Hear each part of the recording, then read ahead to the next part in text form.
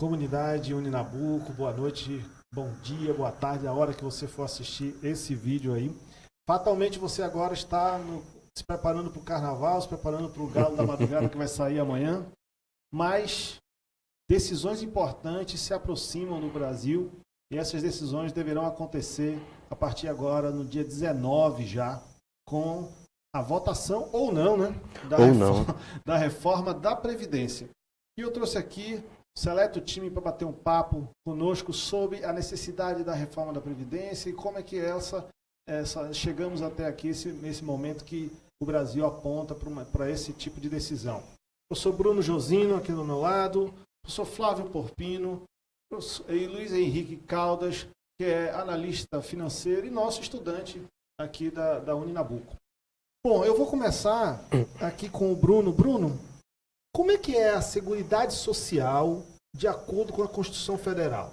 Boa noite a todos, obrigado pelo convite, professor Leonardo. A Seguridade Social é um sistema, uma instituição já criada com o objetivo de privilegiar socialmente quem está participando de um regime atuarial. Uma sociedade em si. A Seguridade, ela envolve assistência, saúde e previdência.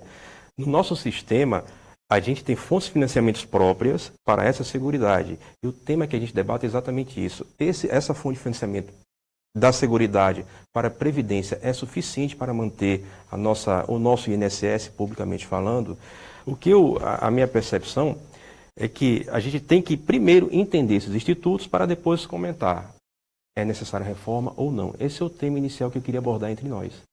E o curioso desse aspecto todo é que, por vezes, Luiz, a gente experimenta debates que não necessariamente têm uma conexão técnica com o assunto, né? As pessoas, no popular, estão debatendo de orelha, né, sobre aquilo que invariavelmente ouviram e não tem dados o bastante para tomar uma decisão acerca de contra ou a favor, né? Isso. Boa noite, professores. Eu agradeço a oportunidade. Realmente há muito ruído, principalmente nas redes sociais. As pessoas acabam ouvindo falar de comentaristas, mas estudar o assunto, tem interesse sincero pelo assunto, são poucas. Então falta muito boa vontade e boa fé das pessoas em buscar um entendimento. O curioso é que o sistema de seguridade social, o sistema de previdência, né, vem lá da Escócia, né, com dois irmãos que acabaram dando origem à estatística que hoje nós estudamos na academia.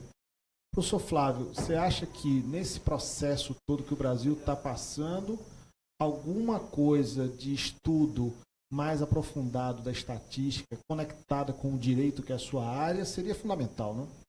Boa noite a todos. Muito mais uma vez, obrigado pelo convite aqui e a presença.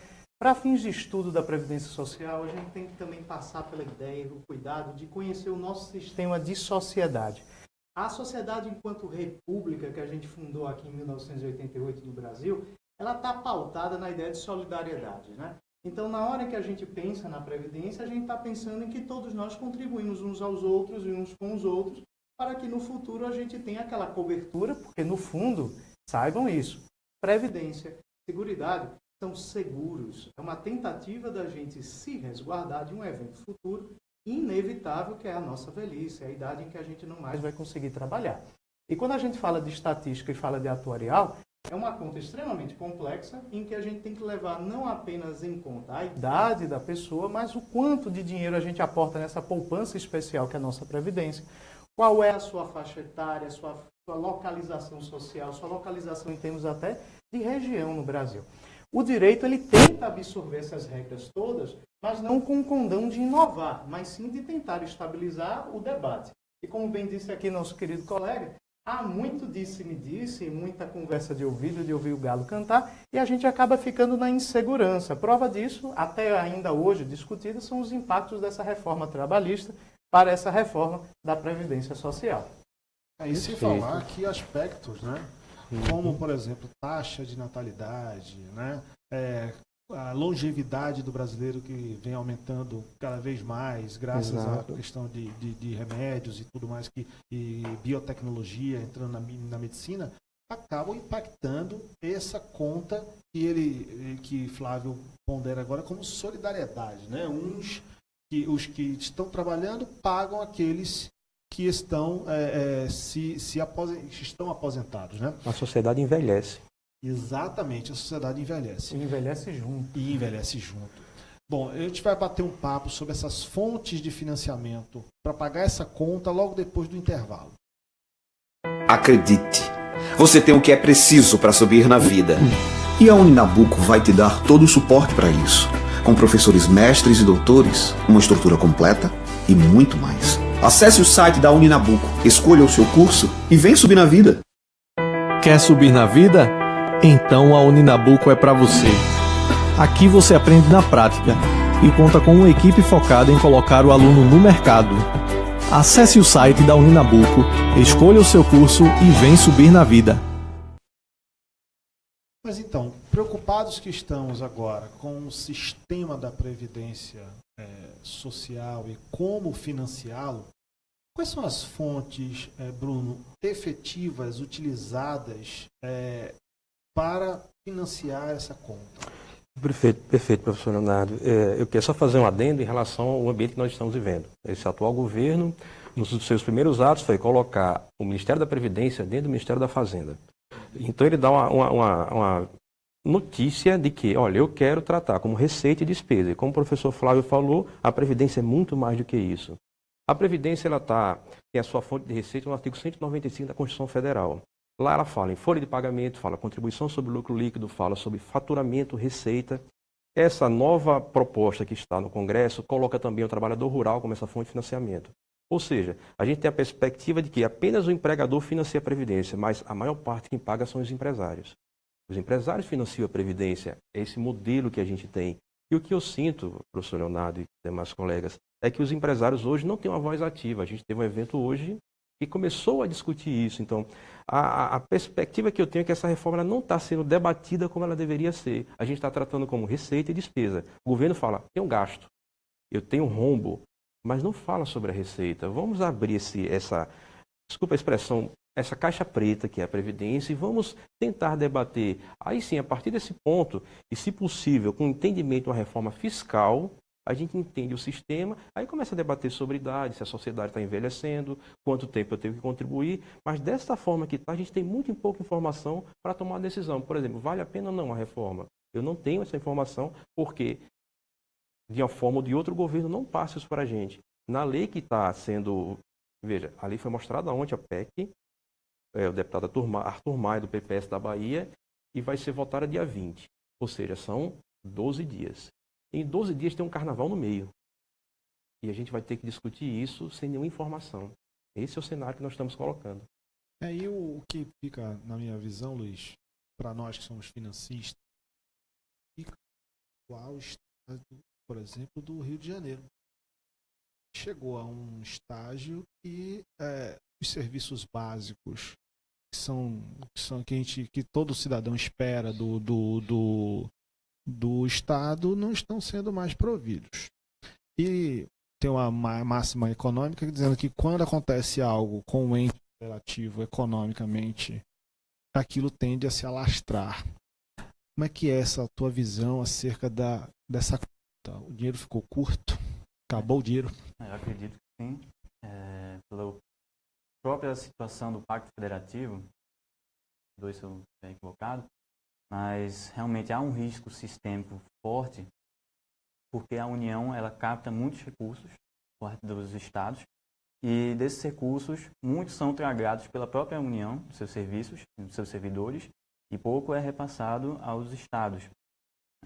No caso do Rio de Janeiro, e em outros estados também, com dificuldade, como o Rio Grande do Sul, né, até cogitou em privatizar o Banrisul, né, em Minas Gerais também, muitos estados vêm apresentando esse risco e, puxa vida, torna cada vez mais desconfiável o cidadão, o indivíduo, a pessoa confiar, ter uma expectativa futura de que você vai ser provido pelo governo. Eu acredito que cabe a cada um de nós ter a responsabilidade sobre a sua vida, o seu patrimônio, né, e construir a sua independência financeira, as soluções financeiras para a Previdência. Exato. E diante desse cenário de uma concursão geral nas contas dos entes federativos e da própria União, o Estado de Pernambuco não está muito longe dessa conta, mesmo o partido atual do governo tendo se mostrado contra a reforma atual, né? O próprio governador menciona em a tempo pretérito que seria interessante conversarmos sobre a conta da Previdência. Estamos próximos de ouvir esse papo por aqui, Flávio? Vamos pontuar duas situações primeiro, né? A primeira é essa conta para chegar na nossa reforma da Previdência. No semestre anterior a esse presente, teve uma pesquisa bacana que foi feita sobre o primeiro projeto da PEC e foi solicitado aos, vamos dizer assim, às cabeças pensantes dessa reforma, a modelagem econômica financeira do projeto. Afinal de contas, através do procedimento que uma PEC exige, tem que passar por uma comissão, no caso, específica de finanças. E ao fazê-lo e passar por essa comissão específica de finanças, foi verificado que a planilha de Excel, e foi uma planilha de Excel que foi apresentada, né, ela era fechada. Na hora que conseguiram desbloquear a fórmula, descobriram que a conta dava mais do que 1,5. Então, algo que tinha que dar 1 igual a 1 no final, né, porque a lógica seria essa, na hora que você aplicava todas as fórmulas, ela estava dando um resultado que era superior a 100%. Então, mostra que, muito provavelmente, o lastro do estudo econômico sobre essa reforma tem falhas graves, porque 100% é um inteiro. E, matematicamente, o inteiro é o inteiro. Né? Não tem como ter um inteiro um pouquinho para a esquerda e um pouquinho para a direita. Então, a gente tem essa discussão muito séria. Nossa reforma, num prazo tão curto, que está sendo debatida, discutida e negociada no nosso Congresso Nacional, possui como lastro, a princípio, e é uma economista muito bacana, que esteve aqui em Pernambuco para fazer essa apresentação, uma conta que dá mais do que um inteiro. Mostrando, então, que mesmo que a gente acerte na despesa e no custeio, né, a gente não vai ter o resultado esperado. E isso é uma crítica. A outra crítica é diferente, porque o problema da Previdência não é um problema dos Estados Federados. O problema, talvez, dos Estados Federados é como eles vêm lidando com uma sobra financeira que estava fácil de ser acessada via Orçamento Geral da União, e eles aumentaram seu endividamento, o que é natural. Afinal de contas, o Estado é provedor, ele quer legar infraestrutura para a sua sociedade. Principalmente quando tem uma Copa do Mundo e uma Olimpíada no meio do negócio. E aí esse é outro debate para o próximo bloco. Exato. Dentro desse tema, né, que me vem aqui na cabeça por causa das fontes de custeio da Previdência. Então, esses estados aumentaram seu endividamento bastante, com a expectativa do aumento da arrecadação em razão dos serviços, das obras. Havia uma sincera esperança de que isso chegasse às suas contas, a seus cofres e ingressasse no seu orçamento. Por alguma razão, especialmente no Rio de Janeiro, isto não aconteceu. Em que pese o projeto da Olimpíada no Rio de Janeiro ter sido modelado por uma parceria público-privada extremamente inteligente e muito bem pensada. Ainda hoje há frutos sendo colhidos desses projetos, mas não podemos misturar os temas. Uma coisa é a reforma da Previdência com um problema de custeio próprio e a outra é o nosso problema de endividamento ou superendividamento de alguns estados. O que a gente fica preocupado é de ver tanta gastança no Estado, o peso, um modelo que, na minha visão, assim, muito particularmente, eu acho um Robin Hood ao contrário. Depois eu vou trazer aqui um convidado especial para falar sobre esse assunto. Mas que a gente, logicamente, precisa avaliar diversos pontos e, novamente, até para fazer um debate com a sociedade de um tema tão polêmico, falta, de novo, transparência no governo. Uhum. E falta transparência, essas transparências, infelizmente, a gente só vê quando as pessoas pegam 12 anos e 1 mês de prisão e 3 governadores são presos no mesmo estado. A gente volta depois aí do intervalo para a gente bater mais um papo sobre o assunto. Acredite, você tem o que é preciso para subir na vida. E a Uninabuco vai te dar todo o suporte para isso.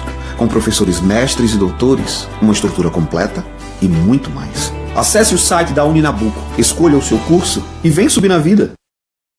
Quer subir na vida? Então a Uninabuco é para você. Aqui você aprende na prática e conta com uma equipe focada em colocar o aluno no mercado. Acesse o site da Uninabuco, escolha o seu curso e vem subir na vida.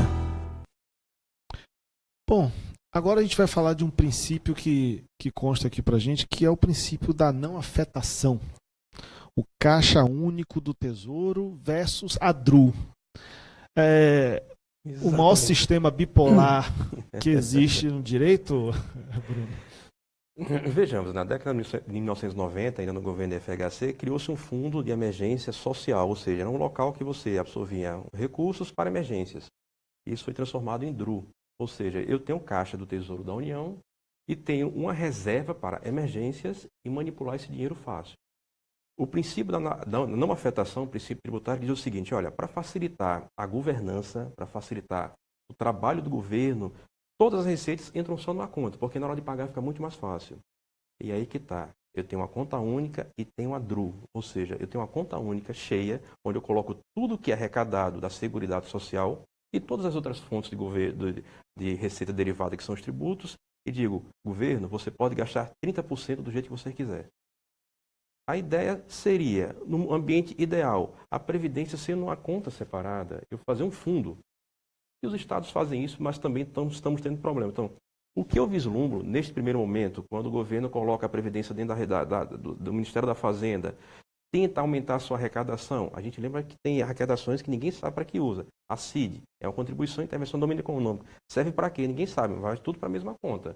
E aí você fica com margem de manobra para manipular o dinheiro do jeito que você quer. Claro, e aí eu tenho economistas, professores, que é o seguinte, para sinalizar o mercado, a reforma é ideal. Você vai sinalizar que está tentando reformar, que está tentando melhorar. Mas na prática, o que eu vejo é o seguinte, eu quero arrecadar mais para ter mais margem de manobra para manipular o dinheiro público. O que eu percebo é isso. Então, a DRU, que era 20% e nos governos do PT passou para 30%, então 30% do caixa do Tesouro Único da União, o governante pode fazer o que quiser.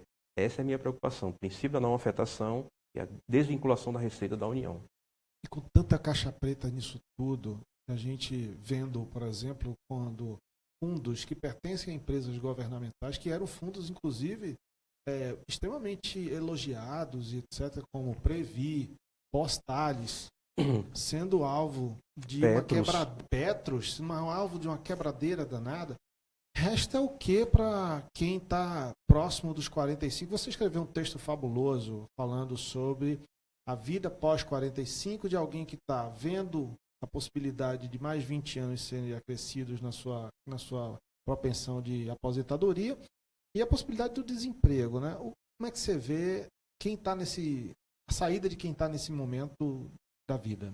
Bem, foi uma reflexão sobre a Previdência, né? E por mais que tenha focado nos profissionais numa faixa etária de 45 anos, eu só tenho 24, não estou vivendo isso na pele, mas eu imagino que quando eu chegar aos 45 anos e não tiver, digamos, com o meu limite de competência e não ter chegado a um nível de carreira que me desse uma posição de responsabilidade numa corporação ou num próprio empreendimento, né? Caso eu fique desligado, esse profissional vai ter dificuldades de se recolocar no trabalho, caso tenha alcançado esse limite de competência, né? E eu falo tanto de executivos quanto os profissionais operacionais, né?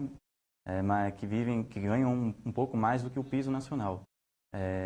A partir do momento que tem maior dificuldade em se recolocar, essas pessoas vão optar por empregos com a matriz salarial inferior, né? Com cargos cada vez mais subalternos.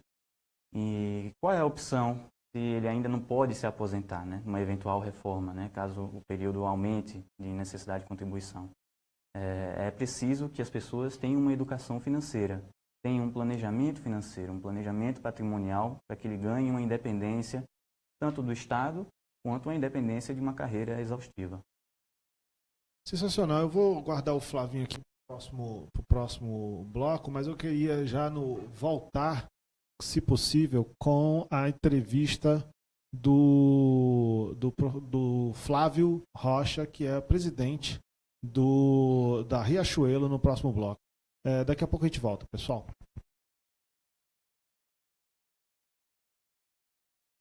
Acredite, você tem o que é preciso para subir na vida. E a Uninabuco vai te dar todo o suporte para isso, com professores mestres e doutores, uma estrutura completa e muito mais. Acesse o site da Uninabuco, escolha o seu curso e vem subir na vida. Quer subir na vida? Então a Uninabuco é para você. Aqui você aprende na prática e conta com uma equipe focada em colocar o aluno no mercado. Acesse o site da Uninabuco, escolha o seu curso e vem subir na vida. Então, como eu falei, a gente teve aí hoje de tarde com o Flávio Rocha, presidente da Riachuelo, e eu fiz algumas perguntas para ele acerca da reforma da Previdência e sobre esse momento do país. Gostaria que essa entrevista fosse mostrada agora para toda a comunidade da Uninabuco.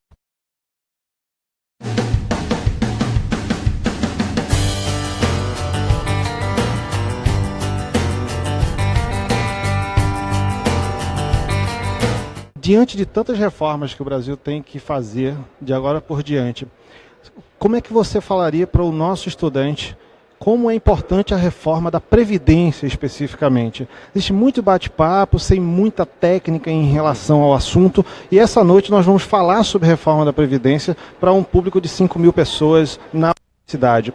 O que falar para essa pessoa que avalia hoje a reforma da Previdência? A reforma da Previdência é, com certeza, a reforma de maior impacto econômico, né? Hoje, o déficit da Previdência já deixa qualquer governo que assuma totalmente manietado, e os analistas concordam, são convergentes, em que o ponto que há 2 ou 3 anos não haverá nenhum espaço para gerir o orçamento, porque tudo estará sendo absorvido por dinheiro carimbado, e a Previdência já terá preenchido esse espaço que ainda hoje existe. Eu não diria que nós temos um problema de Previdência, porque 32 milhões de aposentados geram um déficit que é 1/4 do déficit que é gerado por 1 milhão de, aí sim, aposentadorias privilegiadas. A Previdência, esse é um fator de grande injustiça, é o maior programa de redistribuição de renda do mundo, só que com sinais trocados. É o Robin Hood das avessas. Ele tira do pobre, que paga 40% num produto básico qualquer de imposto, para alimentar privilégios, aposentadorias precoces, que têm que ser revistos, sob pena de quebrar a Previdência. E uma pergunta que eu fiz a Gustavo Franco há tempos atrás, ele explicava o seguinte: se nós fizéssemos todas as reformas necessárias, nós poderíamos ficar entre a Venezuela e a Argentina. Passados 10 anos dessa pergunta, o que você acha que o Brasil ainda pode fazer pelo Brasil, fazendo todas as reformas que nós temos que fazer?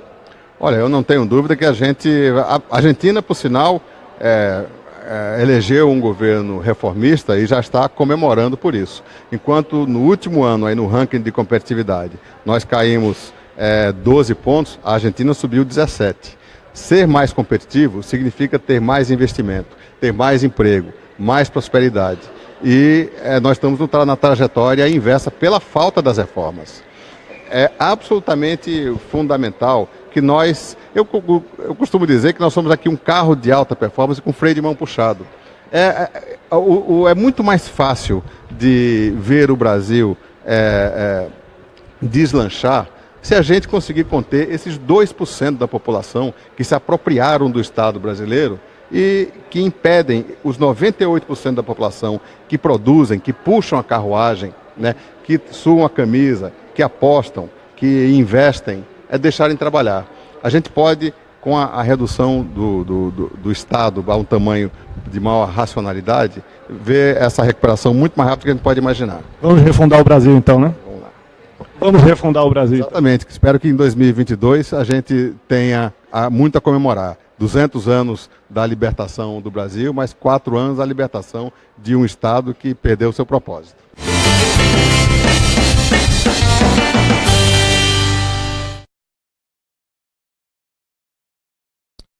Bom, o Flávio, ele é muito enfático, né?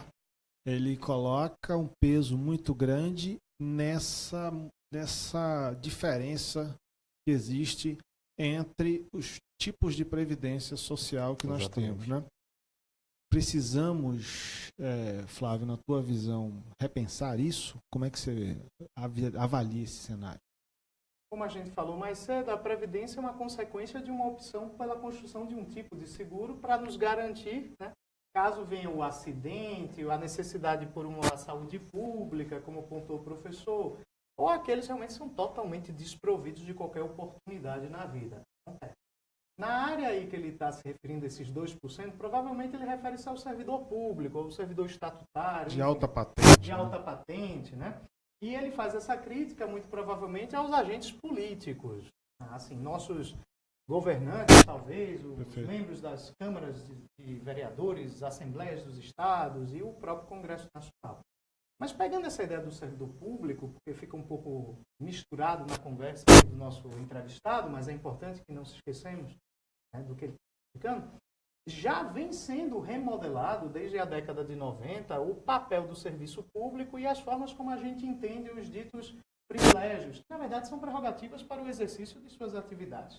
E se vocês observarem como a gente saiu da prerrogativa máxima absoluta da estabilidade sem limites, né, na atividade pública, para outras em que a gente busca eficiência, a gente busca uma avaliação por gestão, por mérito, qualidade, a gente tenta dotar de eficiência, mas não eficiência burra, tá, gente? Eficiência que traga uma vantajosidade na entrega de um commodity, de uma infraestrutura bacana para a nossa população. O Estado vem trabalhando nesse sentido, e ao trabalhar nesse sentido, ele começa a repensar, claro, como vai segurar esse tipo de trabalhador, porque eles são trabalhadores, estão lá no nosso artigo 6º, 7º e 8º da Constituição contemplados, com algumas ressalvas, e como isso vai refletir nas suas seguridades.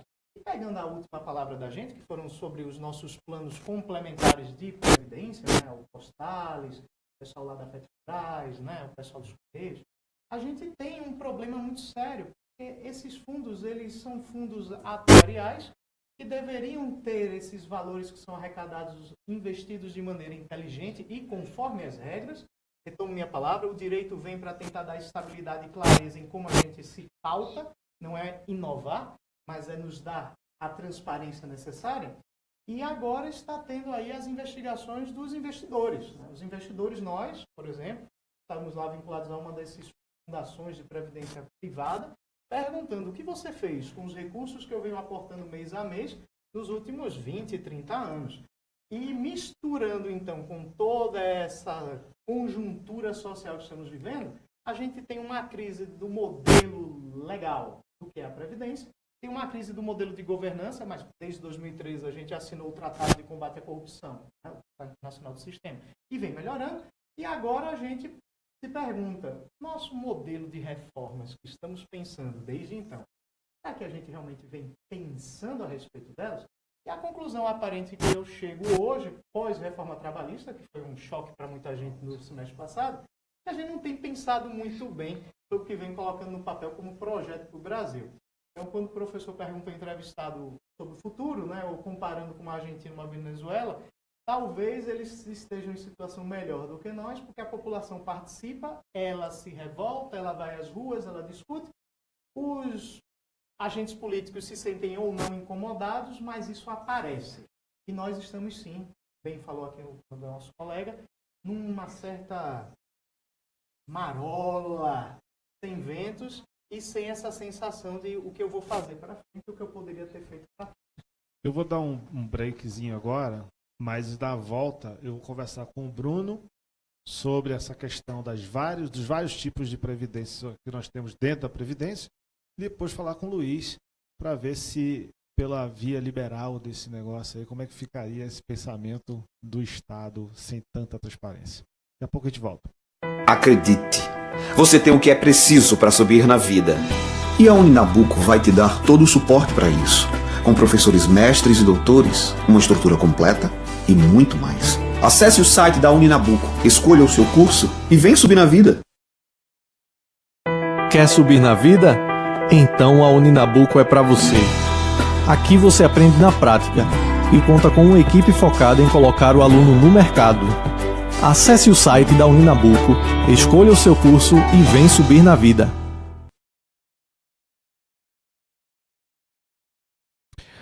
Bom, falava aqui o professor sobre eficiência, que o Estado procura essa eficiência. Existe um autor liberal, Murray Rothbard, que aponta o seguinte: o Estado, ele procurar eficiência seria utópico, posto que ele não está exposto ao mercado. E como não está exposto ao mercado, ele não está exposto à competitividade que leva à eficiência. Você exposto à competitividade todos os dias, você tenta melhorar a fim de que seu cliente não vá para o seu concorrente, e sim para você. E aí você acaba tendo eficiência com isso. Como é que é, Luiz? Esse Estado é tão ineficiente como o Rothbard aponta, mas ele pode sim procurar uma eficiência, pode ser um pouco menor e isso caber no bolso de todo mundo? Bem, eu acredito que essa dificuldade que o Rothbard aponta é estrutural.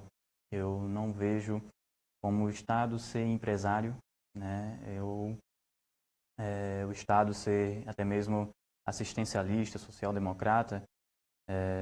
Eu vejo o Estado muito mais como garantidor da ordem e da justiça, né, em vez de se meter em áreas que a política tem muitas limitações. Por exemplo, ministérios de turismo, Ministério da Educação e Cultura, enfim, outras entidades públicas onde o Estado se envolve e que não tem, acredito, a competência para exercer tais prerrogativas.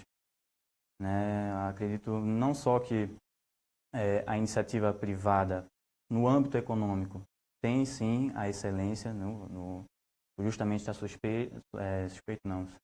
está submetido às regras de mercado, à própria dinâmica econômica. E quanto ao Rothbard, ele tem essa visão até mesmo anárquica, anarcocapitalista. Eu não sou tão extremista a esse ponto. Acredito que sim, que o Estado tem sua função mais na ordem e justiça do que em empreendimentos, porque, no final das contas, pelos últimos escândalos, os empreendimentos só foram desculpas para a corrupção. Estamos aqui diante de um hayekiano e de um, de um keynesiano. E aí eu pergunto, Bruno, quando a gente tem um Estado que é dono de banco, dono de correio, dono de petrolífera, dono de que mais que o Estado é, meu Deus do céu? Bem, já fomos donos, inclusive, de distribuidores de laticínio. Distribuidor de laticínio. Aí tem que criar diversos tipos de previdência dentro de uma previdência só. Como é que fica essa conta, Bruno? Interessante esse posicionamento que o Luiz falou, que a gente tem o artigo 170 da Constituição da Ordem Econômica. Então, quando você lê, aquilo é belíssimo. Em sala de aula você fala, o papel do Estado na economia é perfeito, só que o Estado faz tudo ao contrário. A livre iniciativa, ele incentivar o trabalho, ele faz tudo ao contrário, mas está na Constituição. Quem quiser ler, artigo 170 está lá. Em relação à Previdência, eu vislumbro, na verdade, a gente tem 3 grandes grupos, né? Tem o regime geral, o regime próprio, então, da União dos Estados e Municípios, e tem o regime complementar, que foi criado em 2003, ainda no governo Lula. A minha percepção dessa discussão que a gente está falando aqui não vai encaixar no cálculo atuarial, porque se os empresários, como eu falei, financiam grande parte de quem é o trabalhador seletista, quem é que financia quem é estatutário? E a gente está querendo colocar tudo no mesmo erário, no mesmo cesto. Eu acho que isso não vai fechar. Na verdade, o que a gente está tentando é sinalizar para o mercado que alguma coisa vai ser feita. Mas não está sendo debatido, não está sendo transparente. Não há esse diálogo acadêmico, a gente não vê. Você vê alguém como, falo novamente, o deputado Arthur Maia, tentando negociar antes de jogar a proposta para ser debatida. É como se fosse algo pronto.